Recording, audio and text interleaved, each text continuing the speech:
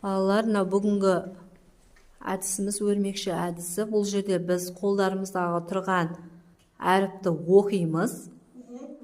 Одан кейін қолдарындағы тұрған тоқмалы жіпті бір-біріңе лақтыру арқылы сол әріпті оқып шығып, өрмекшінің ұясын шығаруымыз керек.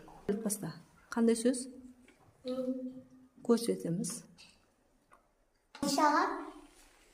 Қадиша аламыз. Қадиша ұстасай. Ұстамайсың ба? Енді Қадиша оқимыз. Ол. Келесі адамға. Тыныштырамыз. Ал.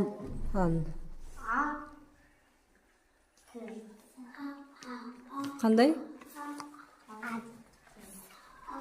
Қандай? Ап. Келесі адамға. Кімге лақтырамыз? Кімге? Ал. Арғылан оқимыз. Көрсетек. Көрсетеміз. С-о. Со. Лақтырамыз. Қамшат оқимыз. К. Ал лақтырамыз. Лақтыр. Фариза қандай сөз? Лақтырамыз.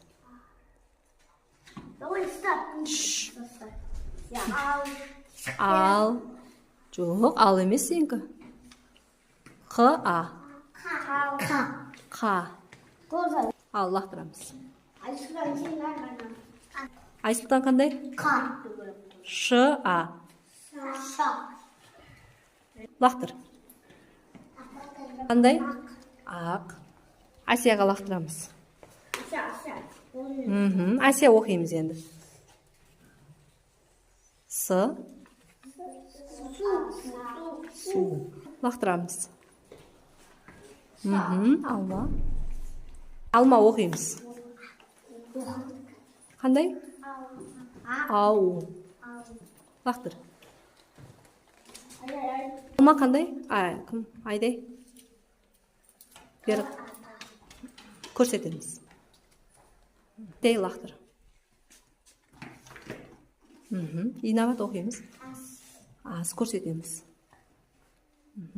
Инабат лақтыр. М-а. Ма.